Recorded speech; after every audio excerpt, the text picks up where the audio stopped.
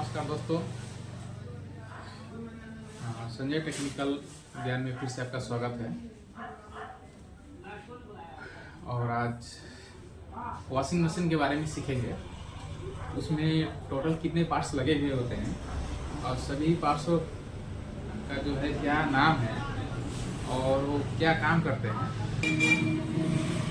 तो सभी पार्ट्सों का जो नाम, काम क्या क्या है उसके बारे में जानेंगे। और मैं अपने बारे में बता दूं कि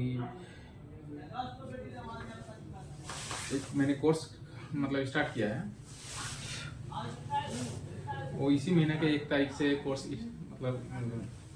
को शुरू कर रहा हूँ। तो जिन लोगों को भी काम सीखना है, थ्योरिकल तो सिखाएंगे ही। थ्योरिकल में ज़्यादा समय नहीं लगता है, उसका प्रैक्टिकल में ज़्यादा समय लगता है। और मार्केट में जब भी काम करना होता है तो प्रैक्टिकल ही काम करना पड़ता है, हम हो चाहे आप हो या फिर कोई और हो। तो प्रैक्टिकल का जानकारी होना बहुत ही ज़्यादा ज़रूरी है, इसलिए हम प्रैक्टिकल पे ही ज़्यादा फोर्स करते हैं और फोकस करते हैं खुद भी और स्टूडेंट को भी करवाएंगे। तो चलिए देखते हैं वॉशिंग मशीन के बारे में। ये आपका सेमी ऑटोमेटिक वॉशिंग मशीन है। सेमी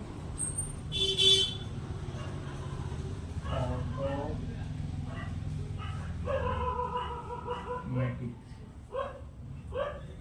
ये सेमी ऑटोमेटिक है, ये फुल्ली ऑटोमेटिक नहीं है। सेमी का मतलब होता है कि आधा खुद से काम करेगा और आधा जो है मशीन काम करेगा, उसे बोलते हैं सेमी ऑटोमेटिक। और जो फुल्ली ऑटोमेटिक होता है उसमें टोटल काम जो है मशीन करता है, हमें सिर्फ उसका ढक्कन खोल के उसमें कपड़ा डाल देना होता है। उसके बाद में बाद बाकी काम जो है वो खुद ही करता है। हाँ, सरफ भी डालना पड़ता है, सरफ का एक बॉक्स होता है, लेकिन इसमें बहुत सारा चीज़ है जो है हम खुद करते हैं। या फिर जिनके पास वॉशिंग मशीन है जो ऑपरेट करेंगे उन्हें बहुत कुछ काम करना पड़ता है। जैसे कि उसमें सरफ डालना, कपड़ा डालना, कपड़ा जब धुलाई हो जाए उसके बाद में निकाल के वॉश, उसमें 2 ड्रम होता है, एक वॉश ड्रम होता है और एक स्पिन ड्रम होता है।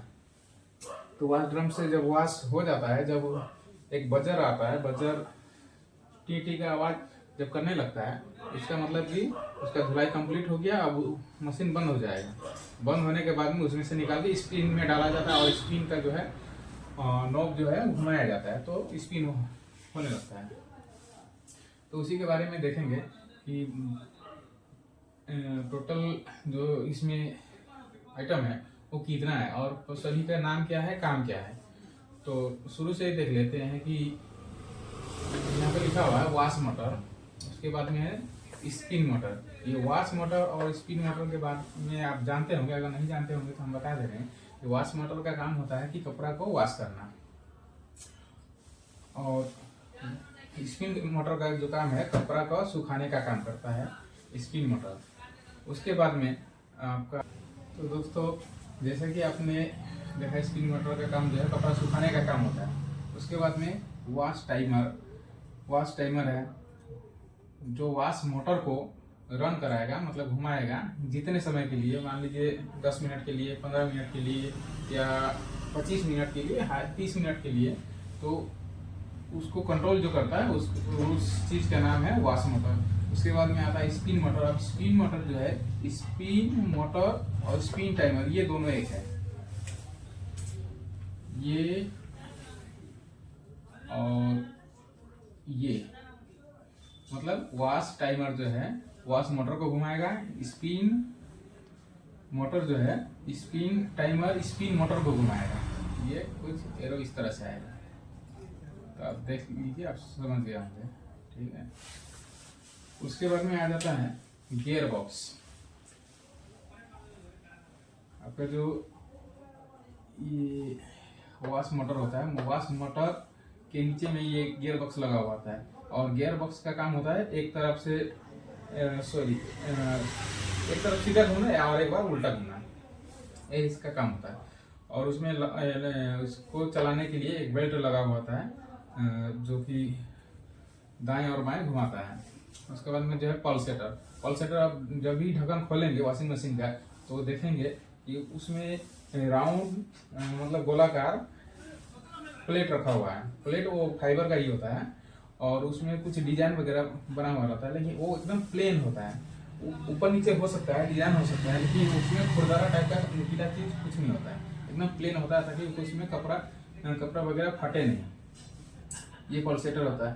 और ये आपका बजर जो कि है बीप, जैसे उसको हम एक तरह का स्पीकर मान सकते हैं। जब भी ये इसका वॉश कंप्लीट हो जाता है उस समय ये बीप मतलब आवाज देना शुरू करता है। उसके बाद में आता है मोटर सॉकेट। मोटर सॉकेट ये क्या है? मोटर सॉकेट एक तरह का इस तरह का सॉकेट है जिसके अंदर में स्प्रिंग लगा हुआ होता है।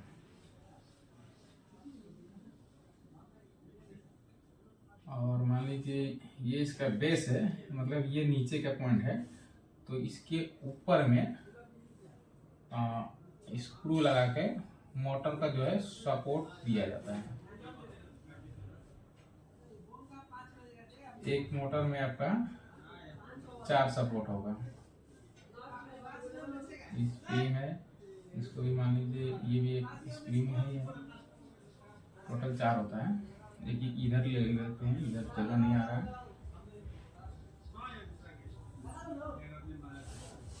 तो ये आपका मोटर सॉकेट हो गया।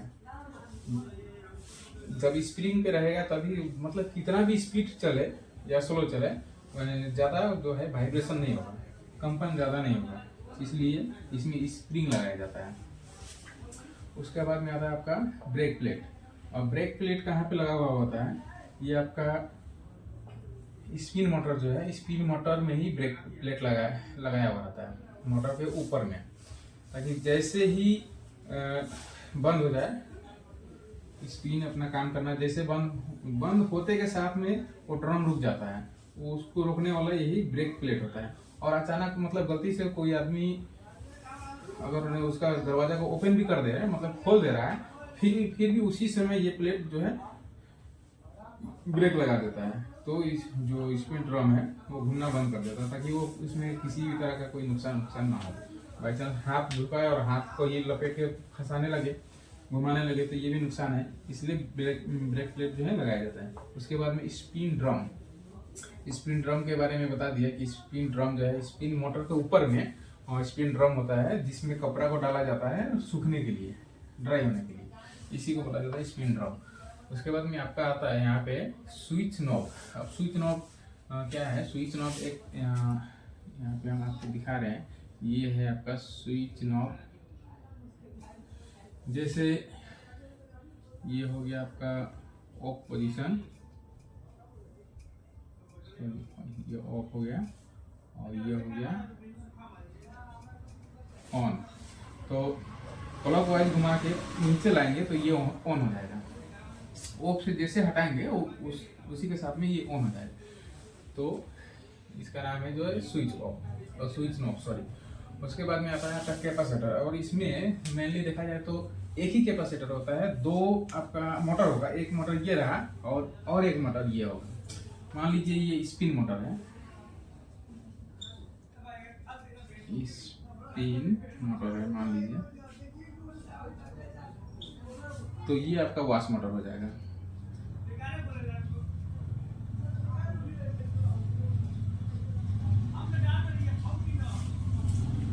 और इसमें 1 2 3 4 चारों ये सॉकेट है। स्प्रिंग वॉश मोटर में आपको स्प्रिंग नहीं रहेगा, इसमें रहता है गियर बॉक्स।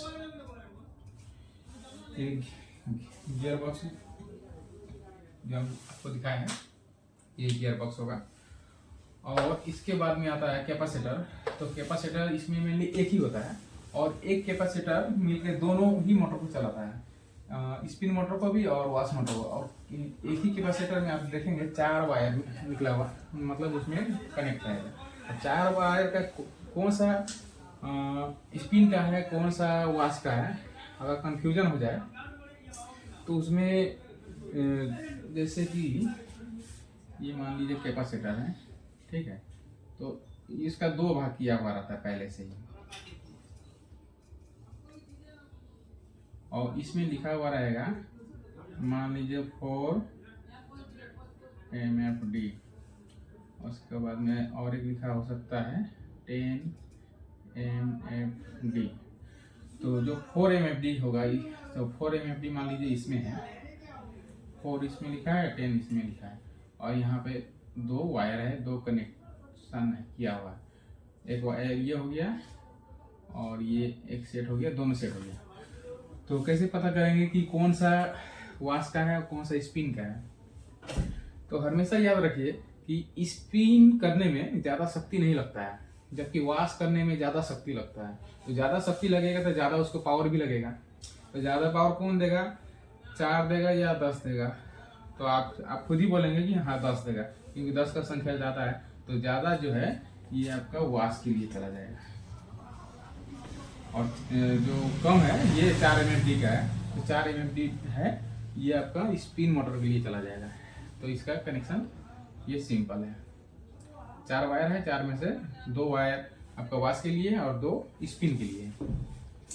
उसके बाद में आता है ड्रेन असेंबली। ड्रेन असेंबली में क्या होता है कि मान लीजिए यहाँ पे हम दिखा रहे हैं, दिखाने की कोशिश करते हैं, कुछ एक फीता आएगा और ये कुछ इस तरह से होगा, और इस फीता में स्प्रिंग लगा हुआ रहेगा और ये प्रेस किया हुआ रहता है, और इसके नीचे रबर लगा हुआ रहेगा, और रबर के नीचे ही इस तरह से ड्रेन के लिए पाइप निकल जाता है, और इसका कनेक्शन इधर से होगा। ये आपका वॉश जो सेक्शन है, वॉश सेक्शन से ये ड्रेन पाइप आएगा। पाइप का पानी यहाँ आके रुका हुआ है, जैसे ही पाइप का ड्रेन का जो नॉब घुमाएंगे, क्लॉकवाइज घुमाएंगे, उसी तरह से ये वाला जो है स्प्रिंग ऊपर उठ जाएगा। ऊपर उठने के बाद में यहाँ पे रबर लगा हुआ है, ये भी ऊपर उठेगा। जैसे ही ये ऊपर उठ जाएगा तो यहाँ का जितना भी गंदा पानी है वॉश होने के बाद में, तो ये ड्रेन के द्वारा इधर से मतलब निकल जाएगा, और जैसे फिर से ऑफ कर देंगे उसी तरह फिर से ये नीचे आ जाएगा, और ये कनेक्शन जो पानी गिरने का है, ड्रेन होने का है, वो होना बंद हो जाएगा। तो ड्रेन असेंबली का यही मेन जो फंक्शन है यही है। उसके बाद में आता है बफर सील। अब बफर सील क्या होता है कि जहाँ पे स्पिन मोटर जो है, स्पिन मोटर के ऊपर में किसी भी तरह का बेल्ट लगा हुआ नहीं रहता, ना ही तो इसमें गियर बॉक्स होता है। ये जो है मोटर हाई स्पीड का होता है, और इसी के ऊपर में शाफ्ट लगा हुआ रहता है, ये शाफ्ट है, और इसके ऊपर में आपका स्पिन ड्रम, मान लीजिए इधर इधर होल रहता है, ताकि पानी जो है बाहर निकल सके जब घूमेगा ये हाई स्पीड में, तो ये होल रहता है। तो बफर सील जो है, ये यहाँ का पानी, अभी ये साफ तो है, लेकिन साफ से मतलब अब सीधा आएगा, सीधा आने के बाद में मोटर में पानी गिरेगा, गिरने के बाद में क्या होगा कि मोटर खराब हो जाएगा। तो मोटर खराब ना हो और ये काम भी होता रहे, तो इसके लिए जो है बफर सील का यूज किया जाता है। और बफर सील का यूज जो है इस जगह पे किया जाता है, ऊपर का पोर्शन छोड़कर और नीचे का छोड़कर जो बीच में आएगा उसी में बफर सील लगाया जाता है, और बहुत ही केयरफुली लगाया जाता है। और उसमें लगाने के बाद में उसमें कुछ ग्लू जो है ग्लू से चिपका दिया जाता है, और इसमें रबर लगा हुआ रहता है, और इस कनेक्टर में लॉक सिस्टम रहता है। एक बार मतलब देखें हैं कि जो स्पेयर पार्ट होते हैं वो उन सभी का नाम और काम अभी देख रहे हैं। इसमें हमने इसका वायरिंग डायग्राम जो है बनाया है, और इसका रंग स्पिन टाइमर, स्पिन मीटर हो गया, स्पिन मोटर हो जाएगा, वॉश मोटर।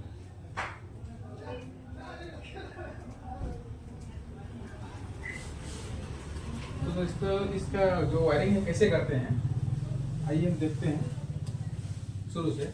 जैसे कि किसी भी मशीन को चलने के लिए 2 सप्लाई की जरूरत पड़ती है, और सप्लाई का जो है ये सिंगल फेस पे चलने वाला जो वॉशिंग मशीन है, और इसमें फेस और न्यूट्रल मशीन में इन होगा। जैसे फेस और न्यूट्रल इन होगा तो ये तार अंदर घुसेगा, घुसने के बाद में उसे फ्यूज मिलेगा। फ्यूज को क्रॉस करते हुए फ्यूज इसलिए लगाया जाता है कि कभी शॉर्ट सर्किट हो या ओवरलोड हो तो फ्यूज जो है ओपन हो जाए, यानी कि फ्यूज खराब हो जाए और बाद बाकी जितने भी मशीन है, मोटर है, जो भी है वो सब बच जाए, इसलिए फ्यूज का यूज किया जाता है।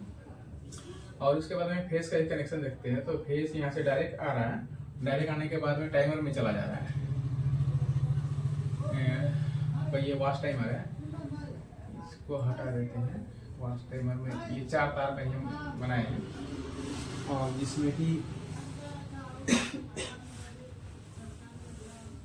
इसे वॉच टाइमर को ऑन जैसे करेंगे वैसे ही ये वाला मोटर जो वॉच मोटर है ये चलना शुरू हो जाएगा। तो चलना शुरू जो होगा ये कैसे होगा इसको देख लेते हैं। इसमें फेस आया, और फेस तो इस मतलब इसमें 4 तार है तो चारों का चारों ही फेस होगा। फिर चारों का चारों फेस, और इसमें एक न्यूट्रल भी होगा क्योंकि इसमें मोटर भी चलेगा। इसमें एक न्यूट्रल भी इन होगा, और न्यूट्रल का कनेक्शन हम यहाँ से ले लेते हैं। न्यूट्रल फेस दोनों मिलकर चलेगा। तो न्यूट्रल जैसे इसमें मिलेगा तो इसके अंदर में और एक मोटर होता है छोटा सा, वो चलना शुरू होगा। तो एक बार इधर, एक बार इधर, एक बार इधर, एक बार इधर, मतलब दोनों पॉइंट पे। मान लीजिए ये फेस इन हुआ तो फेस क्या होगा, एक बार इस पे आएगा इस कनेक्शन में, और एक बार इस पे आएगा।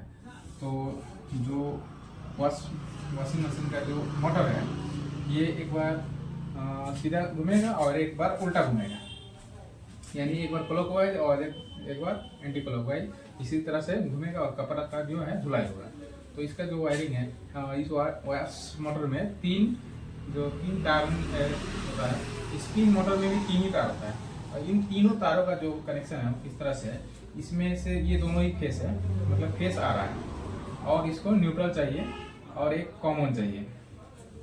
तो न्यूट्रल इसको डायरेक्ट यहाँ से मिल चुका है, और फेस राइट और लेफ्ट होकर ये इसमें जैसे इन होगा वैसे एक बार सीधा और एक बार उल्टा घूमेगा। और इसमें एक होता है कॉमन वायर। कॉमन वायर जो है ये डायरेक्ट इसमें आएगा, और कॉमन वायर जो है ब्लैक है आपका, ये डायरेक्ट गया हुआ है। और राइट और लेफ्ट के लिए इसमें 2 कनेक्शन किया हुआ है।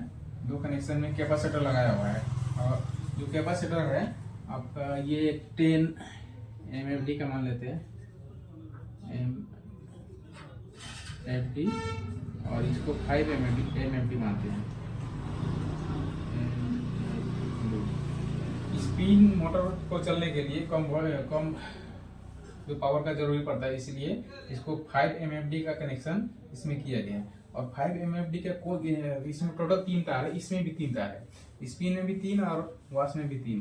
तो तीनों का जो कनेक्शन है, तो कैपेसिटर का जो 2 तार है वो किसी में भी लग जाएगा, मतलब कॉमन को छोड़ करके वहाँ पे जो 2 वायर होगा उसमें किसी में भी लगाना है। मतलब कि लगाने के लिए एक रनिंग और एक स्टार्टिंग होता है। तो आप देखेंगे कि जिस वायर में वहाँ से फेस आ रहा है उसी फेस में एक को लगाएंगे, और दूसरा जो है उसमें नहीं लगाएंगे। दूसरा कनेक्शन जो है वो डायरेक्ट सिंगल ही होगा, और पहला कनेक्शन जो है फेस के साथ में कैपेसिटर का होगा।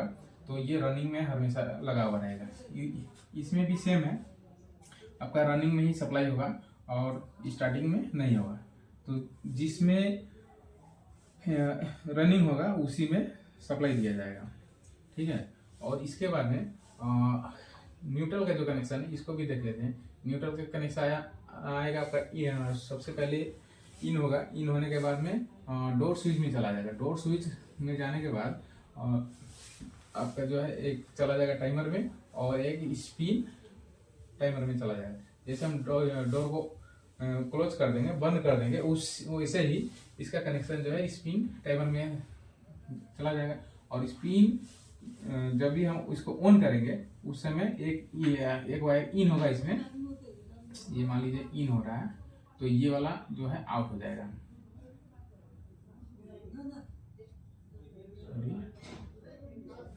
ये आउट होकर के स्पिन मोटर में चला जाएगा और स्पिन को मतलब घुमाना चालू कर देगा। तो इसमें ज़्यादा और कुछ है नहीं, बस इतना ही सा चीज़ है। और इसी टोटल स्पेयर पार्ट को मिलकर ये वॉशिंग मशीन जो है अपना जो है काम करता है। और इसमें कुछ खराबियाँ भी आती है, वो आपको नेक्स्ट वीडियो में हम दिखाने का कोशिश करेंगे, वो भी प्रैक्टिकल में। तो अभी के लिए थैंक यू। और हम ये कहना चाहते हैं कि हमारा कोर्स जो है चालू हो चुका है। जिन लोगों को भी हमारे कोर्स में आना है, मतलब कुछ शिक्षा ग्रहण करना है, और ये खास करके इंजीनियरिंग वर्क है, और इसको करने के लिए लोग बहुत बहुत दूर जाते हैं और बहुत ज़्यादा पैसा भी इसमें खर्चा करना पड़ता है। और ज़्यादा से ज़्यादा डिग्री जो है उनको एडमिशन कराने के लिए मान लीजिए 60 एबो भी डिग्री चाहिए होता है किसी भी इंस्टीट्यूट में अगर एडमिशन करा रहे हैं तो। लेकिन हमारे यहाँ पे जो लोग सीखना चाहते हैं उनको सिखाएंगे। हमारे यहाँ डिग्री का कोई मतलब हिसाब किताब नहीं है, क्योंकि हम ये चाहते हैं कि जो भी लोग बेरोजगार है या घूम रहे हैं या फिर उनको मतलब दूसरे काम में अच्छा नहीं लग रहा है या फिर छोटा मोटा काम करके अपना गुजर बसर कर रहे हैं, वो लोग इस कोर्स को करें और कुछ महारत हासिल करें, ताकि किसी भी काम में कहीं भी जाए काम करने के लिए तो उनको मतलब होता है ना कि दो लोग हैं, दो लोग में एक जो है स्टैंडर्ड जो हाई है और एक का लो है, तो आपको लो जो है वो नहीं दिखना है, आपको हाई ही दिखना है। हाई का मतलब हो जाता है कि रिच में दिखना चाहिए। रिच अभी है या बाद में होंगे वो बात की बात है, लेकिन आप जो आपका जो काम होगा उसमें आप रिच रहेंगे, मतलब उसमें महान रहेंगे। महान होने के लिए कोर्स करना जरूरी है, चाहे ये कोर्स करे या फिर कोई और कोर्स करे। तो हम जो हमारा कोर्स है ये तो यही है, इलेक्ट्रिकल और इलेक्ट्रॉनिक्स के बारे में। तो इसी के बारे में हम बताते हैं, समझाते हैं। अब तो अगर आपको मेरा कोर्स अगर ज्वाइन करना होगा तो आप मेरे कॉन्टेक्ट नंबर में संपर्क कर सकते हैं।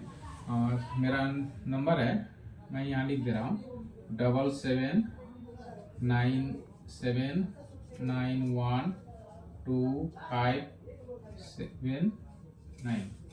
फिर पहला नंबर हो गया और दूसरा नंबर जो है 6200211132। इस नंबर पे आप संपर्क कर सकते हैं। और हमारा जो एड्रेस है वो है वेस्ट बंगाल में है, और वेस्ट बंगाल में अलीपुर डिस्ट्रिक्ट है, कालचिनी जगह का नाम है। यहीं पे कोर्स कराया जाता है। और तो मैं चाहता हूँ कि आप अगर सीखना चाहते हैं तो जल्द से जल्द हमारे इस कोर्स में भाग लें। Thank you.